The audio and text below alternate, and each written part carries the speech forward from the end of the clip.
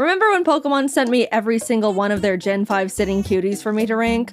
Turns out they really liked that video. So much, in fact, that they said, "Hey Jaiden, awesome video. Why don't you come to Japan to watch the Pokemon 2023 World Championships?" Our treat. You won't have to pay for your flights or hotel or nothing.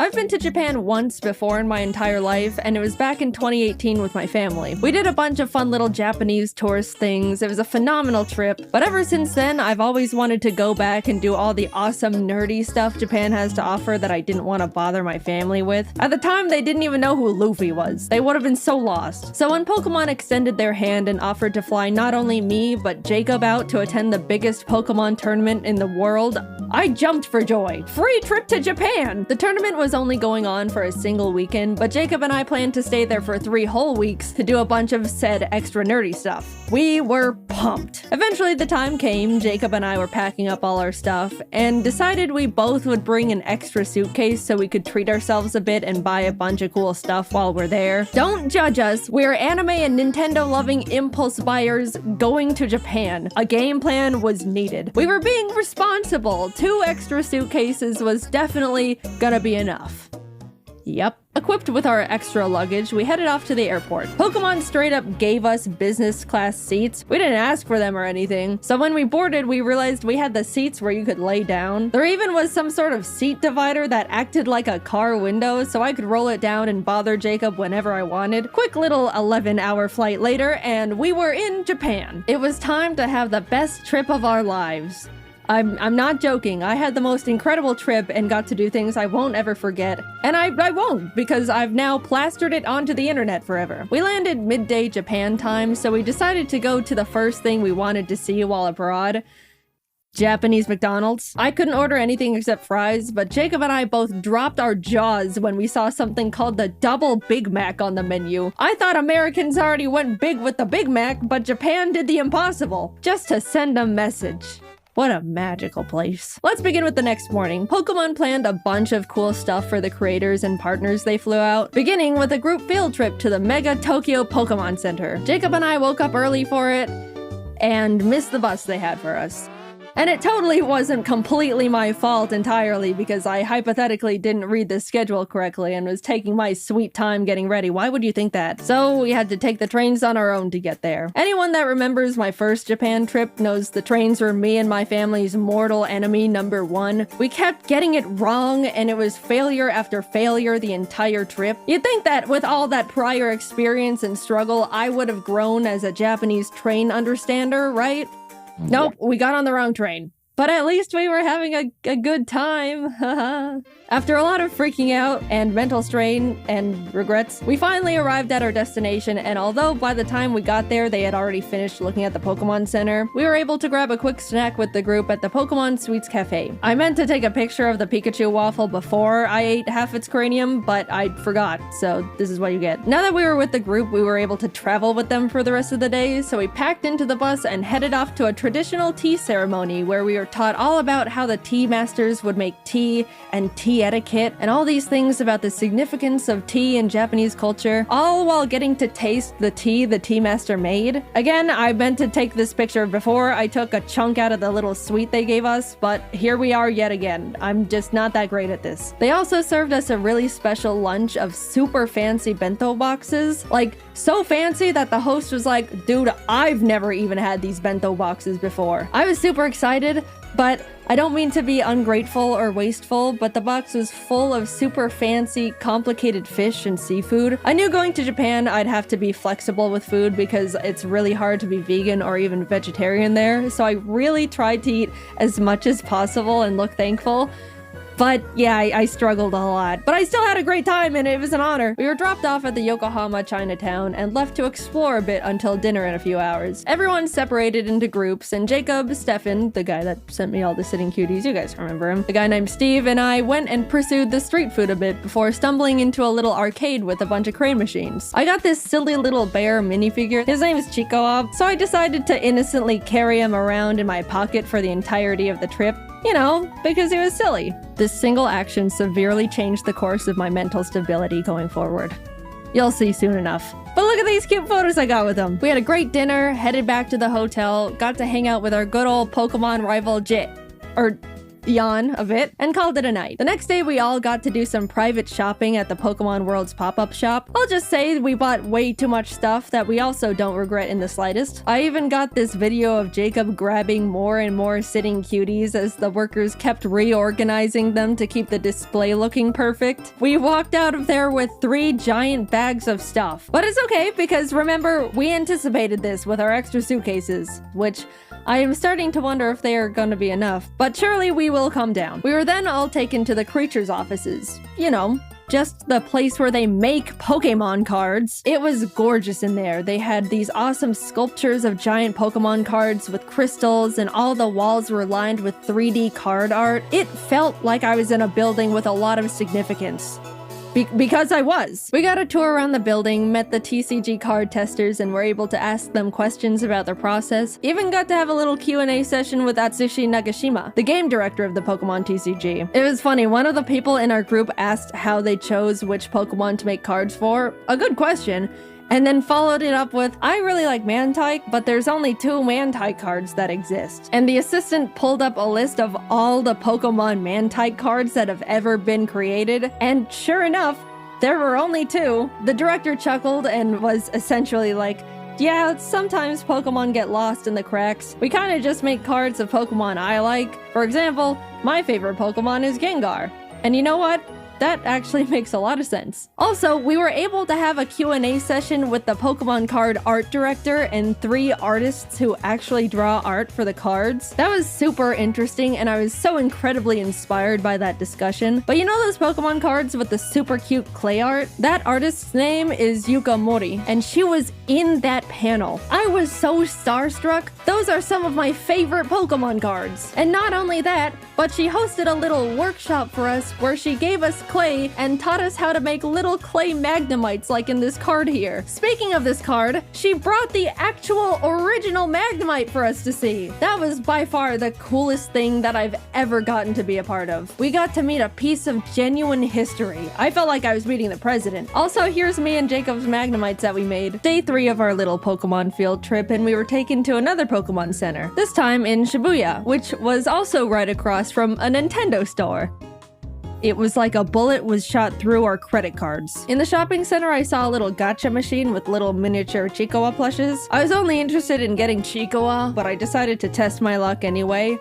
And I got him first try! Now I had 2 of them. Yes, the original was still in my pocket. You can safely assume he is in my pocket for the entirety of this video. I've got pictures to prove it. Jacob snapped this awesome picture of the Chiikawa brain rot taking over. When we were looking around in the Shonen Jump shop, a little Japanese boy pointed at Jacob and went, Sanji-san, before his mother quickly yanked him away, and I still to this day laugh at that interaction. Poor kid saw his first blonde guy in real life and immediately thought it was Sanji. Later that day, we also got to attend the Pokemon Symphony, where a live orchestra played Pokemon songs, and it was absolutely incredible. Video game orchestras are so cool. It always tugs on my heartstrings to see video game music transformed into such a beautiful new art form. Highly recommend attending one if you have any favorite games or franchises. On to the first day of Worlds. It was exciting, people flooded into the venue, we watched the opening ceremony in the crowd.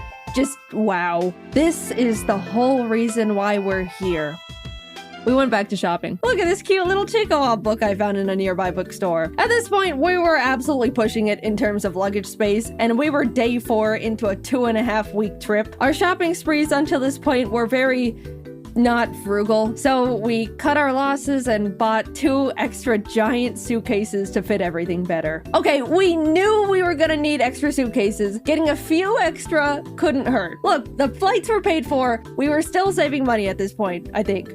That's my rationalization. I'm going with that. Also in the mall were tons of Pokemon monitors straight up playing the World Championships. TCG, Pokemon Go, VGC. Japan treated Worlds like it was the Super Bowl. And it was just so cool to see one of my main interests so culturally celebrated. People of all ages would stop by to watch for a bit before going back to their shopping. I can't explain it, but it just made me very happy. We even got to see Wolfie live on the monitors. How'd he do? He did great. Don't worry about it. Nothing happened. Look, we were just happy to see our friend on the Pokeball screen. Proud of you, Wolfie. You're so cool. The second day of Worlds was hype. So hype that we left Yokohama and flew to Osaka. I haven't mentioned it yet, but we actually got tickets to see the one and only Hatsune Miku live in concert. The real ones know how huge that is for me. I want to talk about how life-changing that was, but I'm gonna make a whole separate video about that experience I'll be posting next. All I'm gonna say is it was the best day of my entire life. By a lot. Subscribe now before you miss it, just saying. I will mention we did have to take the train to get back later that night and got super lost again. And we never get better at it. Don't expect anything to change in that regard. We did finally get back to Yokohama, crashed for the night, and had a nice slow morning as we got ready for finals later that day. To any One Piece fans who are caught up, we were in Japan for the One Piece anime episode. You know what I'm talking about. 1072. We were able to turn on our hotel TV and watch it live. And that was so cool. I don't talk about how much I love One Piece much, mainly because it doesn't really come up, but One Piece is peak, and it was an honor to be in Japan at such an iconic part of the manga and anime's history. Anyway, back to Pokemon, sorry about that. We were able to watch the final VGC match live, got to chat and eat dinner with Wolfie and some other friends, had a late night hangout with Jan again, and that was about it. Day 7 meant it was time to pack up all our stuff from the hotel, say goodbye to Pokemon and Yokohama, and head on over to the apartment we rented for the rest of our stay just outside of Tokyo. At this point, we had filled up all 6 suitcases and multiple backpacks. I didn't mention it, but Pokemon gave us a truckload of gifts that we genuinely had no idea what to do with. We're grateful nonetheless, thank you Pokemon. But yeah, the taxi ride was a bit awkward. So, are you meeting up with some friends? No. After we got situated in the new place, we decided to look around the area and grab some lunch. And I gotta say, the little hole-in-the-wall restaurant Jacob found was some of the best ramen I've ever had ever. They even made it vegetarian for me, which was extremely kind of them. Food modifying is a bit tricky in Japan compared to the States, so I was very, very thankful. And it was delicious! We then proceeded to do absolutely nothing for the rest of the day because we were exhausted from the trip so far. I haven't mentioned absolutely everything we'd been doing on the trip because it would be a lot of, first we did this and it was cool, then we did this and it was cool. Even though it was such a pleasure to be invited, I was so dead and definitely looked super not approachable or friendly to the rest of the group by the end of it.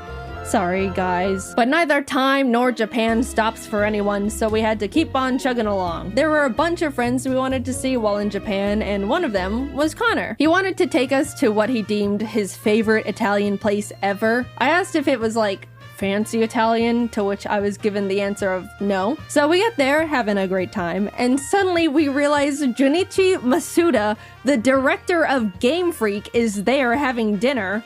Not a fancy dinner, my ass. I then look down to see the Freddy Fazbear FNAF t-shirt that I am wearing. Not the best Jaiden moment to exist, but hey, what can you do? The food was phenomenal though. I already mentioned the best ramen I've ever had while on the trip, but this was genuinely the best pasta I've ever had in my entire life. Maybe even a top 3 meals ever for me. I don't know what the other 2 would be, but that Connor place is definitely up there. The next day we went to the One Piece store in Shibuya and bought a lot of stuff because there was a lot of topical and hype things in there, as you could imagine. If you don't get it, go catch up and come back. Don't worry, it won't take too long. My favorite character is Mihawk, but out of all the stuff the store had to offer, there were only a few stickers and a single keychain from Mihawk. I'm still mauling about that one. I just want more Mihawk. Is that too much to ask for? Even this guy got better merch. The world's greatest swordsman deserves better. I guess I'll just take my Zoro and Law stuff. That's cool too, I suppose. I also found a bunch of Chikawa stuff in a Kittyland store, and this is truly when you get to see where things start going downhill for me. I just like the funny little cartoon bear thing. What, is that such a crime? I don't remember what we did the rest of the day. I think we just crashed and passed out. This trip, as surreal as it's been so far, has been absolutely taking a toll on me, and I desperately needed to just not move or talk or exist for a bit. We were doing so many different things that were all awesome, and hanging out with so many different people that were all awesome, but man, I am not built for extended periods of that much excitement and socializing. As much as I would like to change this fact, I'm also not a very active person. I know. Up until this trip, I was practically sitting down 24/7, working all the time to prep as much work as possible so I could have a guilt-free 3 weeks off, and my muscles were definitely starting to decay at that point. I looked at my phone's step meter thing, and there was one day where I literally got 300 steps. That's pathetic. And suddenly, I'm logging over 20,000 daily. My body was screaming. What the hell are you doing out there? Please stop. Plus, we were in Japan during the hottest, most humid time of the year. Every time we left the air-conditioned luxury of a building, we would immediately be drenched in sweat. Look, I'm used to the heat. I grew up in Arizona, but even this was too much. So yeah, crash and burn it was. Tokyo Disneyland was a bit underwhelming. It felt like a slightly worse version of the one in California because of the oddly spaced layout and surprisingly empty vibe. We did go to a Stitch-themed show thing, and as we were walking in, a worker stopped us and said, "Oh, excuse me, Stitch only speaks Japanese," like warning us it's not super tourist friendly. But I just think the statement of Stitch only speaks Japanese is hilarious. We went in anyway, and yep, Stitch only spoke Japanese. Kazoku. Yeah, overall, it was not the best thing we did, but apparently, I didn't know this, Japan has 2 Disneys, Disneyland and Disney Sea, and we went to Land, which is unanimously deemed the worst of the 2. So, oops, better luck next time. Jacob and I took 2 more rest days where we just turned to ash, then up and at 'em, back to Osaka we go. This time, we went to an Eve concert. Besides Hatsune Miku, the Japanese band Eve is the only other concert I've said I wanted to go see. I love their music videos they have for all their songs. It's always such beautiful animation. And by the way, they're the ones who sang the Season 1 Jujutsu Kaisen anime opening theme, if you're lost. Earlier in the trip, Jacob just so happened to look up if they were doing a concert while we were there, and lo and behold, they were. He got some totally not scalped tickets, which turned out to be a super complicated process, so thank you, Jacob. You're the bestest friend I've ever had. Thank you for going through the trenches for silly old me. Anyway, the concert was so incredible. The atmosphere was fantastic. They had awesome visual effects going on. The glow bands a lot of people bought were perfectly synced to the music and colors on the stage, which really enhanced the experience. The music was great, which, I mean, of course it was. That was the whole reason we went in the first place. I talk about it more in the upcoming Miku video, but Japanese encores are so much different from the American ones. They're so quiet and polite. There was pretty much no screaming and cheering. It was just a long applause with a semi-whisper chant of "Encore! Encore!" And they also made us wait like 5 minutes for them to come back out. My hands were getting itchy just from clapping so much, that's how long it took. And then when they finally came out, they ended up doing like 5 extra songs. I mean, I'm not complaining, but after the 4th time thinking, man, that was a great last extra song. Well, time to head home. Wait.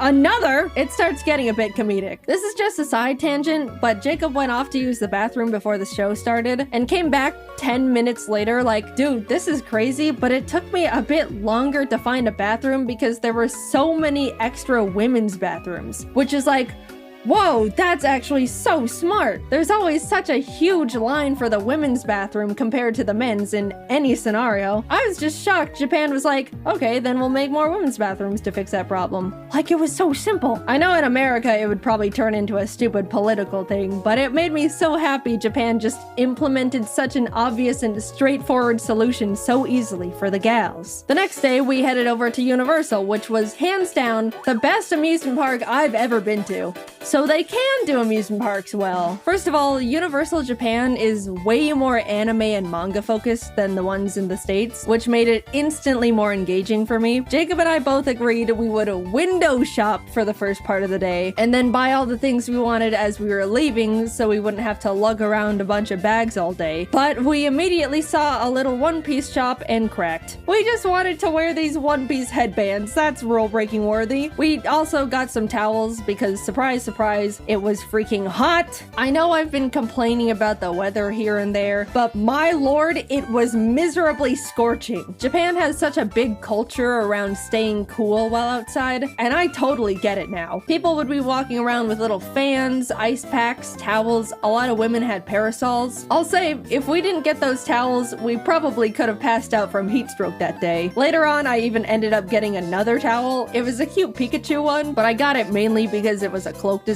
After soaking that thing in cold water and putting it on, my body temperature instantly lowered like 5 degrees. However, that meant I was walking around the park looking like this. Back to the awesome stuff. We did a bunch of attractions like watch a fun 4D Jujutsu Kaisen show where the seats move around, went on a super cool 3D VR Spider-Man ride. We tried to cool down by going on a Minions thing called Freeze Ray Sliders that claimed to cool riders down with a blast of chilled mist from a giant freeze ray. But we got on and absolutely did not even touch a drop of the mist because it never ended up getting in range of our cart. That felt like an actual tragedy at the time. There were a few big roller coasters we wanted to go on, but I get super motion sick and forgot to bring nausea medicine, so no roller coasters for us. But I shall return one day. The park, of course, had a bunch of cool themed restaurants, one of them being a super cool One Piece restaurant. Did I mention I like One Piece? There also was a special Sanji one, but we didn't know you needed a reservation, so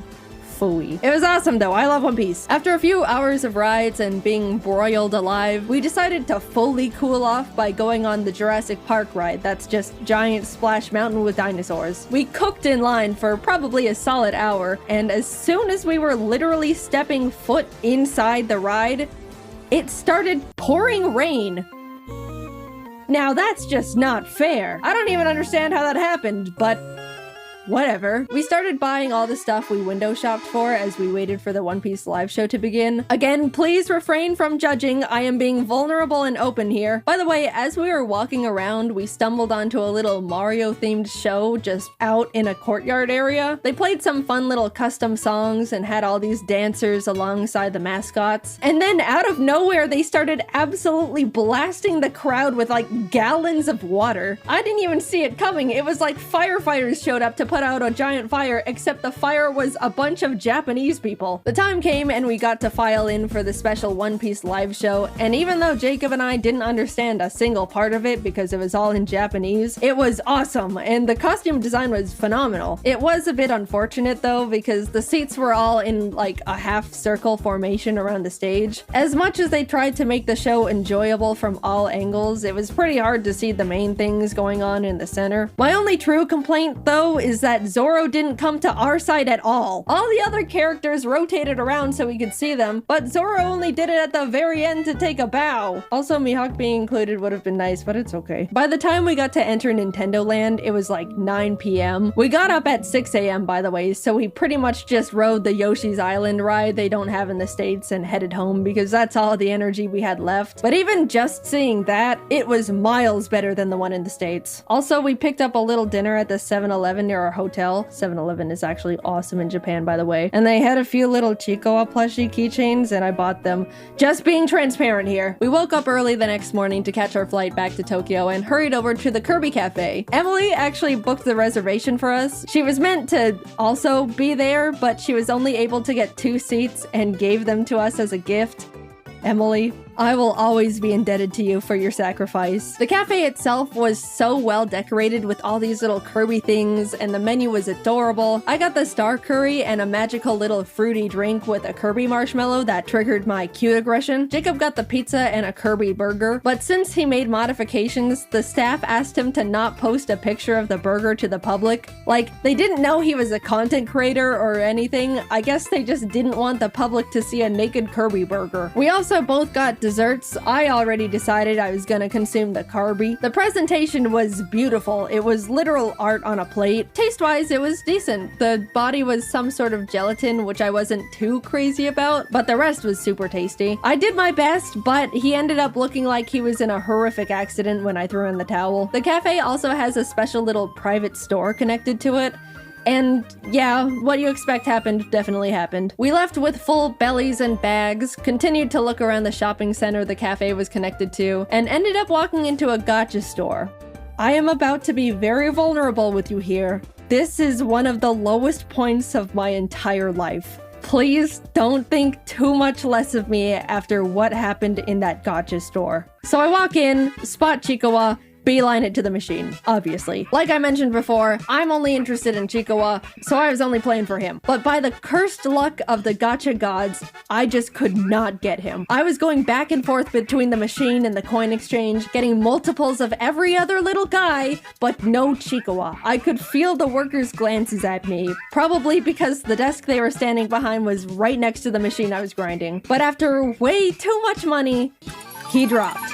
I got my well-earned, horribly priced at that point, Chikawa. I then started looking at all the other machines, putting some coins in a few here and there, until I stopped at one that had a line of animals playing band instruments. They were very silly, but there was a little pigeon holding up cymbals, and I really wanted to get him for Jordan and Kelsey. In went the coins. Tiger, elephant, fox.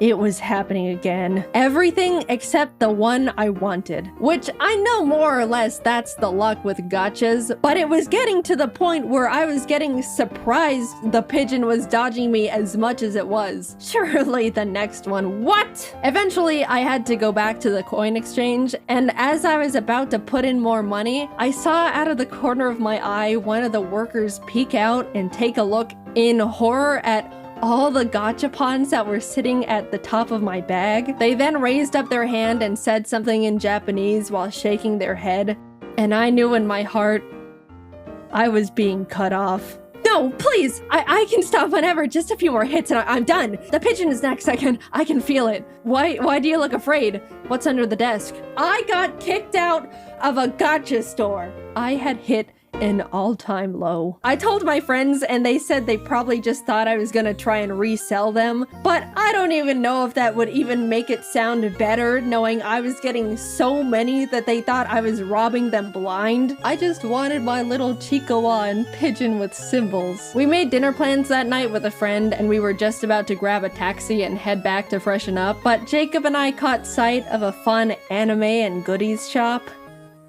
Who do we think we are? People with self-control? We'll make it quick! We rushed in and split up for optimization. As I was looking around, I saw it. A whole section dedicated to Chikawa. It was like someone put a freshly baked pie on a windowsill, and I was suddenly floating over to it. My eyes were zoned in, making sure I saw every single thing possible, putting Chikawa after Chikawa in the basket. Jacob eventually came over and showed me a picture he took on his phone. In my tunnel vision, all my eyes registered was that the picture showed more Chikawa in the store. I immediately went feral. Where? Jacob's eyebrows went up in surprise and maybe a bit of fear. And as I looked at the photo again, I realized Jacob wasn't showing me a picture of a different Chikawa section. He was showing me a picture of me at the current Chikawa section I was standing in because he thought it was funny. And in my Chikawa brain rot, I didn't even register I was in the picture. I just saw more Chikawa and went obsessive. This is how I am. Either stand by me or leave. No, I don't need an intervention. Put it away. We left. I looked longingly at the crane machine Chikawas we didn't have time for, and we made it in time for dinner. Plus, we ended up in another arcade nearby anyway, and I got myself a Chikawa from one of those machines, so it worked out. Stop. I don't want to hear it. Finally, we were reaching the end of our trip. We spent the last day grabbing lunch with Emily and Didus. There was a cool One Piece scavenger hunt event going on, so we also did that with them. We basically had to walk around Shibuya and find special One Piece trading card posters hidden around the area, and if we found enough along with the special card of the day, we could get a limited edition mystery card. It was fun, but also hot, and all my clothes were sticking to my body. Didus generously let me borrow his umbrella, and I jumped for joy as he showed me it was coincidentally Chikawa themed. I don't know what's wrong with me. All I know is that bear makes me happy. We spent a few hours completing the scavenger hunt, got our special cards, and bid them farewell. Always good to see you guys. Bye-bye. I accidentally stole Didus' umbrella. It looked so calculated. They knew how much I was obsessed with Chikawa. They'd been watching my Instagram stories. Follow if you want to see brain rot in real time. Emily, I have the Chikawa umbrella. I didn't mean to steal it, I promise. It's not what it looks like. since we were leaving in the morning and wouldn't be seeing them again, they just let me keep it. But the side eye Jacob gave me the rest of the way back.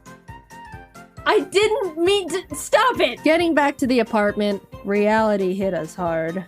We needed just a few more suitcases.